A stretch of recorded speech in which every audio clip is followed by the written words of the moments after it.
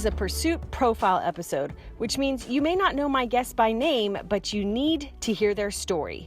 This interview is with Jennie Enterprise, who is not only the mastermind behind one of New York City's most prestigious private membership clubs, but is also a serial entrepreneur who has had one success after another since her teens. She started with a tennis program, then she created a coffee shop entertainment venue in college, and now she has a recent success with Core Club, which is a membership club in New York City that offers its 1,000+ members lodging, dining, cultural programs, movie screenings, and basically a home base from which to work, train with a personal trainer, get a spa treatment, and more, all for an annual fee of about $17,000 plus a $50,000 initiation fee. I recently met with her at Core to discuss her entrepreneurial success, particularly with membership-based businesses.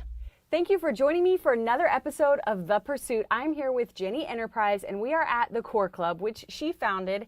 And you guys, it is an incredible space in New York City, and I'll let you kind of explain more about it. But thank you so much for letting us come in today. Oh, you're welcome. We're in the screening room, which you guys can kind of tell it's this is where the movies, you guys would show feature films or indie films, or what kind of films? A lot of our cultural programming. Programming. We have art programming, film, music. Sometimes we'll do acoustic shows here, our core conversations. So a lot of our cultural programming beyond film. So explain to everyone what Core Club is and kind of the benefits that your members get. In 2000, 2001, when the internet bubble was really becoming apparent in terms of transforming the way people thought about the world, the way people were inventing the future, we took a big bet on an emerging psychographic and people who were changing the world, and not necessarily because they went to a certain school or they came from a certain family. And it was all about great ideas and passion and inspiration. And so we wanted to build businesses around that psychographic. Okay. And New York being the center of gravity and the center of the universe, as we thought of it, as being a great place to launch the flagship. And the whole idea was to really invent the future of how people were living and working. And if truly there was a global citizen, and Thomas Friedman was talking about the world being flat, we built a world whereby people can work and play and accomplish and change the world and interact and intersect with ideas and culture and a sort of curated community of people. Mm-hmm. So what does that mean? Like, what's in the space? What do they get as a member? They have access to multiple dining rooms, private meeting rooms, screening room where we do multiple cultural programs. People could do sort of corporate presentations. We have suites for overnight accommodations because our members come from all over the world. Okay. We have a fitness studio. We have a skincare platform for innovative skincare. We have changing areas. And so people can literally stay here while they're in New York, or if their primary residence is in New York, accomplish work and play and be able to literally spend from early in the morning until late in the evening and essentially have a seamlessly integrated life. Wow, that is so interesting. But I like to kind of dive into your personal story. And I want to go back to the beginning because as a teen, you started your first business, which was a tennis camp, which I think is so interesting. So how did you get that idea? And then sort of what was your entrepreneurial journey from your teenage years, you know, leading through after college? I'm a serial entrepreneur. So early when I was 13 years old, I identified, and again, I'm speaking about this in retrospect, and when I was 13, I didn't really think about emotional engagement and navigating, you know, certain concepts that people speak about, or, you know, identify branding concepts. But there were out in, you know, Eastern Long Island, the Hamptons, there were people playing tennis and people, you know, playing golf, and there were a lot of adult programs, but there was nothing for kids.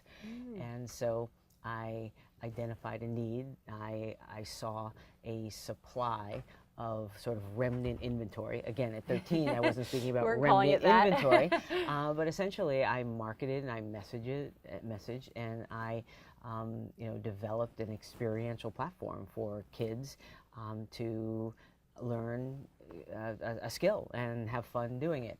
So it was sort of our first business. I borrowed $100 in May, and in September made $10,000. And I thought that was really exciting and addictive. Yeah, definitely. But you did go to college and law school, right? Which is interesting because you obviously had the entrepreneurial bug. So why did you choose to get, formal education? Well, my family was, it was not an option not to go to college. Okay. And so I went to Fordham in the years when the drinking age had just changed from 19 to 21.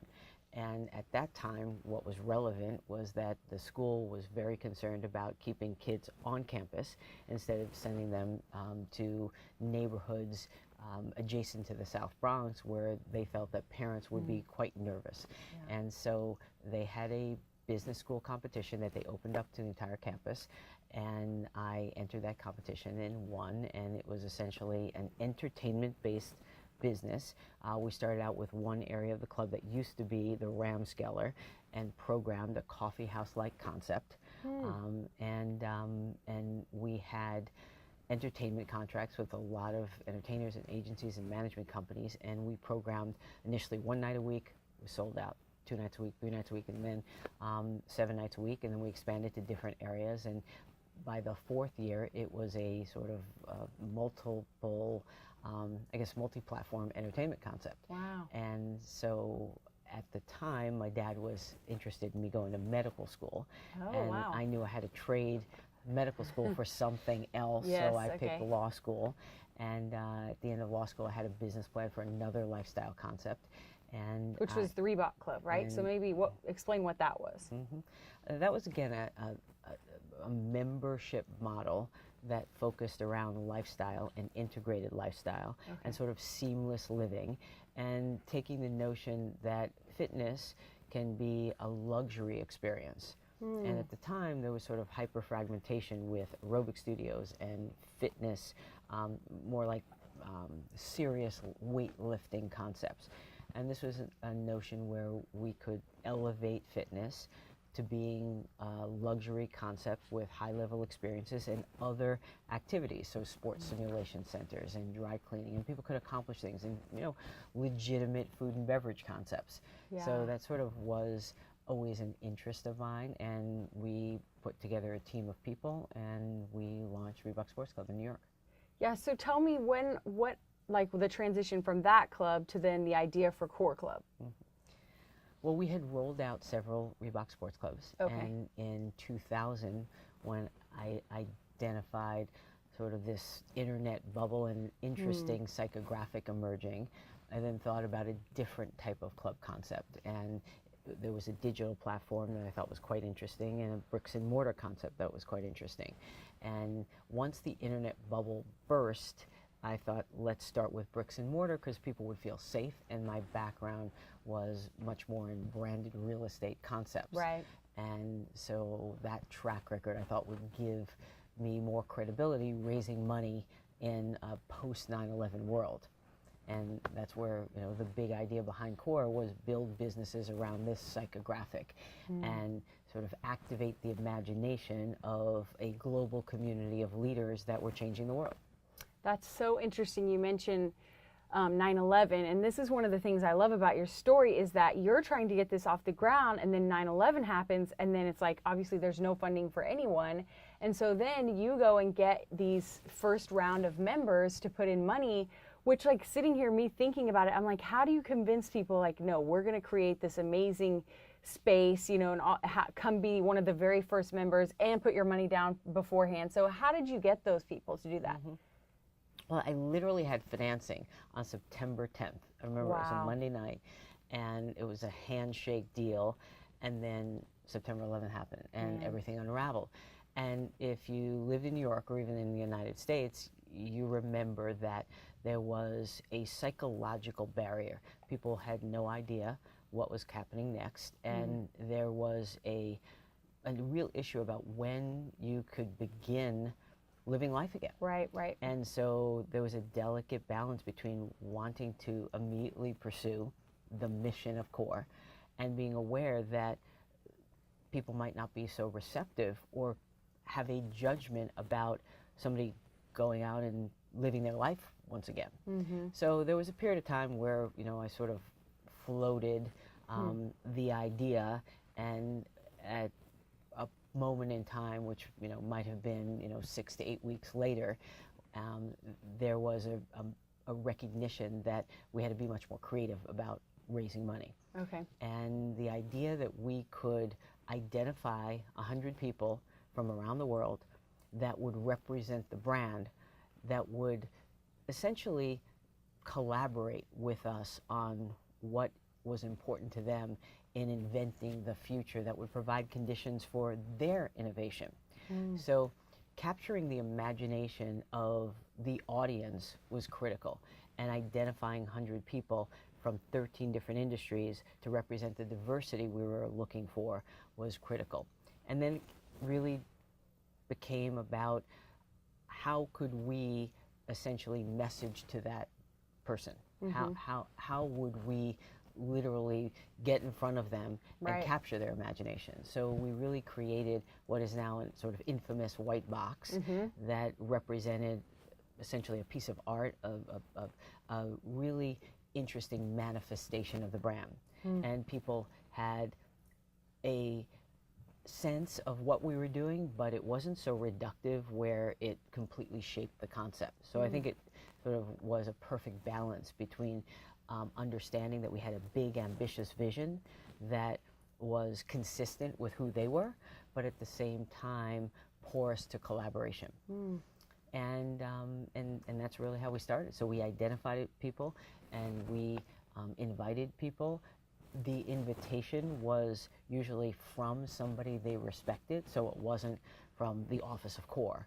And we identified people that were 1 degree from the person we were looking for. How did you do that? It really was about a lifetime of being in business. Okay, so you had connections that you kind of leveraged? After being in business, it was, I can almost give you the lineage of every founding member. And, it wasn't easy. It took 3 years to get the founding membership together based on the economic environment and the meticulous nature of the exercise. And it was a very personal one. So we really built the business 1 member at a time. Wow, that's so patient. I mean, to have the patience now, I mean, and I'm going through it myself. I mean, entrepreneurs, we don't want to wait 3 years, so that's a great lesson. In all fairness, I think that if you polled 100 people, 100 people would say that I'm disciplined and not necessarily patient. Okay, and I think that there is a big difference. That's a good distinction. I like that. And what we did was parallel develop the actual construction of the building. Okay. So we had done a deal with a real estate developer where they had access to capital to be able to build the building, and we were funding while we were selling. Okay. And so we were able to take advantage of what was a natural timeline to build a 40-story building from the ground up in the middle of Midtown Manhattan. Yeah, wow. So before we move on, I know people are going to want me to ask, so what exactly was in the white box? They get this white box, they open it. What's the experience? Coming up, don't miss her #1 piece of advice for success. But first, I want to tell you guys about something really exciting, a really cool tool if you're a freelancer, if you have a service-based business, if you're sending out a bunch of invoices and hopefully getting in a bunch of money, but you're not really all that organized, you have trouble keeping track of your time when you're doing hourly paid tasks, and you probably are a little bit disheveled when it comes to making your invoices and getting them sent out. You have got to check out FreshBooks Cloud Accounting app, you guys. It's a cloud piece of software, which means you're not downloading anything to your computer. You can use it on your phone or use it on your desktop. It is the easiest piece of software ever. You can seriously just sign up, and within 30 seconds, you're making an invoice, you're throwing your logo and your colors on there. If you want to use the time tracker within the app when you start a task, you can associate it with a client right off the bat. You can run reports, you can see what invoices are past due. If, like me, you use one particular credit card for your business expenses, you can sync that to FreshBooks, and it'll bring in those charges and categorize them for you. It's gonna save you so much time and energy at the worst time of the year, which is tax season. Am I right? So you definitely want to check this out. They're offering a free 30-day trial right now. Go to freshbooks.com/pursuit, or if you go and it pops up and asks, where did you hear about us? Put in The Pursuit, and then you can get a free 30-day trial to try it for yourself. Seriously, you guys, you're going to love it. You can thank me later. Again, that's freshbooks.com/pursuit. I also wanted to remind you guys about the 3 best ways to support the show, this free show here for you on the internet. Number 1, share this video with someone. Share it with your followers, share it with one of your fellow hustlers you know will like this video. Number 2, you can subscribe to the YouTube channel. And number 3, most importantly, go to the pursuit.tv/magazine and sign up for our once a month emails. You will get a free edition of the monthly magazine, which goes behind the scenes for every interview that month, and it will give you some really awesome articles and worksheets. It's totally free. It's only once a month, thepursuit.tv/magazine.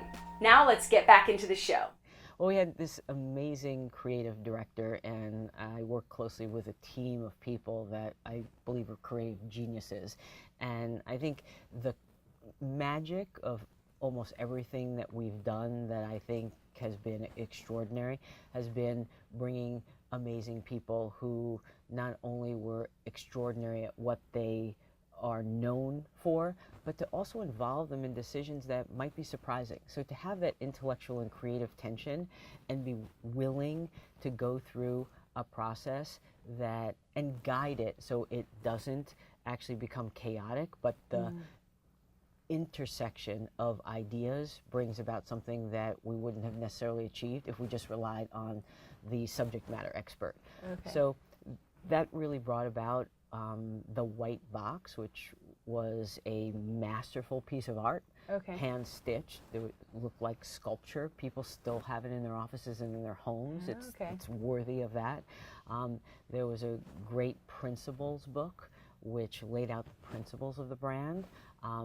Beautiful photography, and then it drilled down a little bit deeper into what the club would look like, and there's sort of this interesting set of architectural plans that again were maybe sitting at about 5,000 feet, so didn't get overly specific, but people could imagine living their life and conducting the business of life here. And then there was a slightly deeper dive on what the program actually was. And so it really was a piece that was delivered in a very personal way. It was a piece that was a brilliant piece of art, a brilliant piece of brand messaging, and I think people respected the intelligence behind it. And I think what they were attracted to is the sense that we could execute against a very ambitious vision. Yeah. And it is ambitious. I mean, I can't imagine. I know there's people watching who maybe want to create a destination locally. You're doing it in Manhattan, you know, and it's multiple stories. I mean, in all these different rooms, and it's just like super overwhelming to me, to be honest. So I'm like, wow, you think on a totally different level. But the commitment it must have taken. I mean, did you have those first 3 years or 5 years that it took to really get everything going? Did you have work-life balance? I mean, are you exercising self-care at that point, or is it like all work all the time? I mean, what was that like? I think the key for any entrepreneur is you have to love what you do. And you don't really think about work-life balance. And maybe that's not a, prescription for success that everybody would adopt, but I really believe if you love what you do, then you want to spend all your time doing it. So I never really thought about that. It was something that was exhilarating. It continues to be exhilarating. And that's something that I think everybody should be privileged enough to experience in life, where every day you're super excited to wake up and super excited to attack the day. And that doesn't mean it's easy. Right. It's quite the opposite of easy. But it's the way you look at your mission. And I keep on using that word because you just have to have this singular focus and really relentlessly be in service of that mission. And you really have to have a strong point of view, while at the same time you have to be very open and engaged to interesting ideas that are going to continue having at least an impact on evolving the concept. You talk a lot about like intersection and other people's ideas and bringing on people. So I kind of want to know, like, what kind of team did it take? And like, are you picking out fabric swatches? Are you picking out the chandeliers? You hire people for all that? What does the team look like? Well, at first, I think people really have to be excited about the vision. And so if you're going to have the most extraordinary people in the world that you would like, hopefully to attach themselves to the project, then I think you have to be able to convey an infectious enthusiasm and a determination for making sure that you allow them to bring out their greatness. So it almost has to be that you're attracting ambitiously creative people who are interested in pushing their own set of boundaries. And so there's this really interesting combination that is all about calibration all the time, where you set a vision, but a lot of what you're doing is providing the conditions for bringing out greatness in others. So I think when you're targeting people who want to change the world and you let them know that this is going to be part of their journey, then I think this is a very appealing proposition. So, but tell me more like numbers, like how much do you have a staff? When you were building, did you have a staff of like 10 people helping you, or everyone was more like a collaborative, so it wasn't really that they were staff, or what did it look like? Well, I definitely had an inner circle. Okay. And we had a creative team. Okay.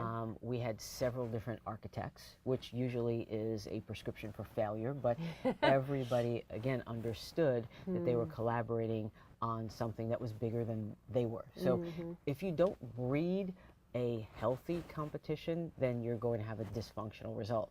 But if you breed a healthy, creative intersection where you recognize that you're unleashing the magic and everybody's a willing participant, and you set expectations early on. So we had a creative agency, we had a creative director, we had writers from the New Yorker and Vanity Fair, because we were really focused on getting the voice of the brand. We had architects, and clearly during the construction phase, a myriad of construction people and managers. And then early on, you start to bring on people that are going to be a post-opening team. Okay. But another critical piece of the pre-opening team is somebody who works on experiential architecture. And for us, if you think of hardware and software, we love that metaphor. So the iPhone, you have the hardware and the beauty of the design, and then you have all the software that allows you to have seamlessly integrated connectivity. So the way we think of our world is we have the hardware, a collection of architecturally interesting spaces infused with culture, and then we have experiential architecture. So that's the activation of the space. That's everything from activating food and beverage concepts, that's activating our, we have a whole set of guidelines on core love, believe it or not, and the idea of our service platform coming to life. So when you think of hospitality companies, or you think of any organization, you might think of sort of protocols and manuals and things like that. Well, we have what we call as experiential architecture. So as you move toward a post-opening team, you end up having an operating team. Right now we have about 80 people on site at this particular location. Gotcha. Okay. So one thing you said that was interesting in one of your interviews was that people should, and entrepreneurs, people who want to change the world, should relentlessly pursue relevance. What did you mean by that? I think that's interesting. It's constantly being aware of how the idea and the business relates to the cultural landscape, the way people are living their lives. It's being aware of how people are interacting with your service or your experience or your product. So it's not about creating something in a laboratory and then unleashing it and staying disconnected from feedback and how the world is changing, how the cultural landscape is changing, how the zeitgeist is moving. It's all about constantly having your finger on the pulse of how your membership community is living their lives, how geopolitical affairs is affecting the zeitgeist, how culture is affecting the zeitgeist, and therefore that is one manifestation of relentless pursuit of relevance. Yeah. So tell us, you personally, what do you have a set of things you read each day, or news sort? Like, are you to kind of input and take in those changes? How do you stay informed? Well, I am addicted to information, and my home. I have 8 different TVs. I have a whole Wow. media area. We have our own situation room. So Really? I literally start the day at 4:30, 5 o'clock in the morning with just massive information assimilation. And nowadays, I used to get a stack full of papers delivered to my door every day, and then every week have a stack full of magazines. Now your information is coming from so many different sources. So I get RSS feeds, I get email newsletters, but I'm obsessed with news. And I'll usually have on 8 different televisions, 8 different channels, and am obsessed with consuming that early in the day. As everybody else, I'm sort of focused on curating my own Twitter feed for news throughout the day. I am addicted to people staying in my inbox, so I like to make sure that people that I believe have their finger on the pulse of different subject matters are sending me new and different things all the time about what they've seen, what they've experienced, new concepts from food and beverage, hospitality, retail, every industry imaginable. I stay very connected to our membership community, and we have a core intelligence program, so we know what all of our members are doing. And if you truly believe that your members are at the intersection of innovation, then what they're doing is really a reflection of what's happening now and what people are thinking about in terms of the future. So it's all about information and staying in touch. Okay, so I think that is so key. 8 TVs, like you're really living it out. You're not just like saying, I want to be informed, and then you like look at Twitter. You're like, really, that's fascinating to me. So let's kind of a couple questions I think people would really like to know as we wrap up. One is, what's your number one piece of advice for people out there who are trying to form a membership business? Maybe not necessarily a club, like physical location, but a membership, maybe they have a subscription box, or maybe they have an online membership. What's your number one piece of advice for really serving and retaining members? A very strong point of view, a true, authentic commitment to emotional engagement and intellectual engagement. So whether you're Netflix or you're somebody else that is looking for an addictive community of readers or eyeballs of any sort, I think it's a true, authentic, relentless pursuit of relevance to your audience and real encouragement for feedback. I think that there's, of course, a delicate balance between constantly being out there looking for information and feedback where it might not otherwise be there, because some people actually don't think too hard about how they connect to your brand. And then others really want to participate in a more profound way. And I think you have to be organized for different types of engagement. And you always have to pay attention to your own cultural infrastructure so that you truly are in relentless pursuit of your mission. And I think that people tend to potentially be distracted, and there's a distinction between being porous to information and staying completely focused on what you need to do and what your team needs to do. How do you keep yourself and those 80 people focused? Do you have your mission posted somewhere? Is it like, do you look at it every day, or? You live it every day, and it really comes down to also identifying people that are aligned with your value system, really have a sense of identity with what we're trying to achieve. Because at the end of the day, every business goes through this roller coaster ride. And when I used to sit down and meet with everybody before we hired them, I always drew the analogy between a roller coaster and a merry-go-round or a carousel. And by the way, I, in real life, like neither, but the metaphor of life, and do you enjoy the excitement and the euphoria of sort of an ever-changing environment? Or is predictability and a hyper-structured environment more aligned with what you're comfortable with? Because neither is bad. Right. It's just to make sure that people understand what they're buying into. And we're much more of a roller coaster. I think any startup, any entrepreneurial-based business, even if you've been around for a really long time, any business that is focused on innovation is going to be much more of a roller coaster platform than a carousel. Right. And so it's really identifying people that are going to be excited by that And so every day we're just deeply connected. I'm deeply connected with everybody here. Everybody here represents the brand. So when you live it every day, then you are able to stay focused on it. And I think over communication is critical, and making sure that everybody is aware of where we were, how we got here. The trajectory of the narrative is critical, and making sure everybody's completely informed is critical.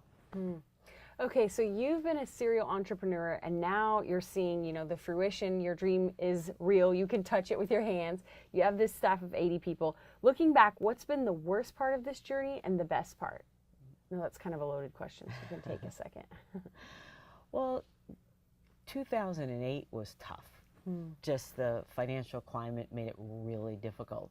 And so, again, worst times, best of times, it was a moment in time that wasn't particularly fun because we were navigating through treacherous business environments. And so that for, I would say, a good 2.5 years was the type of focus on a mission that isn't ideal for somebody like me, because we really had to hunker down, and it wasn't about big, grand, ambitious ideas. It was about sticking to your knitting and bracing yourself for challenging times. And so when you're able to calibrate, and you're able to calibrate the team, then you've successfully accomplished going through a difficult time. Yeah, that's a great answer. So now, what would be, someone wants to sit down with you and they're like, I want to create a destination. You've clearly done that here. This is a destination. People want to be members, and your members want to come and live their life and work here. So what's your number one piece of advice for an entrepreneur out there who has an idea, or maybe they're just starting in the first couple years? How do they create a successful, destination type business? They have to have an idea that is going to be compelling. I mean, what is that idea, and how they shape it, and how they define a place in the market for it is critical.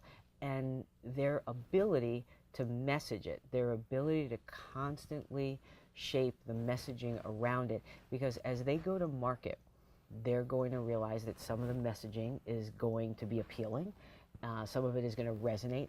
The stuff that you talk to yourself about that you think is phenomenally exciting might not be as exciting as you present it. So to constantly be in pursuit of relevance of your messaging early on is critical. Once you have an idea that you've shaped enough to expose it to people who might give you feedback, and then a real commitment to execution and understanding a path to execution, and the ability to be resilient and the ability to be nimble for when things will inevitably go in a different direction. So I think destination, or anything else, it's truly the same. It's about making sure that your idea is fully refined, that you have a really great, exciting reason for bringing it to life, and a true commitment to bring it to life at all costs, and a recognition at the same time. There are people who have a bunch of great ideas, and you might test a few, and a recognition of when maybe one idea isn't great enough, or your commitment to activating that isn't great enough, then you have to know when to pull back. Here are my top few keys to success for the rest of us from my interview with Jennie Enterprise. Number 1, be an observer. She saw that during the internet boom, times were changing in terms of where world changers were coming from. Suddenly, there was a global citizen who was traveling all over for work, and she decided to create a place to serve that new market. Number 2, seek out your ideal customer. Enterprise said she wanted to create a, quote, curated community, and she began with only 100 ideal candidates. It would have been easier for her to lower her standards for the club or the members, but instead she took her time and got the kind of members and culture she wanted over about 3 years. Number 3, be intentional from the start. I love that she didn't just create some great verbiage and send it to people, or even a PDF deck, or even the book. She sent the book itself herself in this mysterious piece of art that was this white box. Whether you're approaching investors for a brick and mortar business or you're trying to get early adopters to download your app, the lesson here is to put a lot of effort and energy into the first impression and make sure it matches the culture of your product itself. Next, create the ideal experience. Enterprise not only focused on amazing experiences to offer them as services, but also an amazing architectural design. She says it's important to think about both form and function. Number 5, assemble a stellar team. She said the key to working with a lot of creative individuals and having them work together is to over-communicate and to constantly calibrate how everyone's working together. She says you set the vision, but a lot of your job becomes providing the conditions for bringing out the best in all of the people that you're working with. Number 6, stay mission focused. She said it took her all for years, explaining that there wasn't really much work-life balance, but she said it's a privilege to be able to wake up every day and love the work that you're doing. But she says you have to be singularly focused on your mission. Next, stay an observer. She admits that she may or may not have an information addiction problem with her 8 TVs and her news feeds that she checks every morning, but she says the key is you want to create an addictive community, and to do that you have to stay authentic and you have to stay relevant to your audience. Well, thank you so much. This is such a cool, different idea and business to explore. So I really enjoyed picking your brain. Thank you for letting us come and do this today. Thank you so much. Awesome. Well, I'm Kelsey Humphreys here with Jennie Enterprise, and this has been The Pursuit.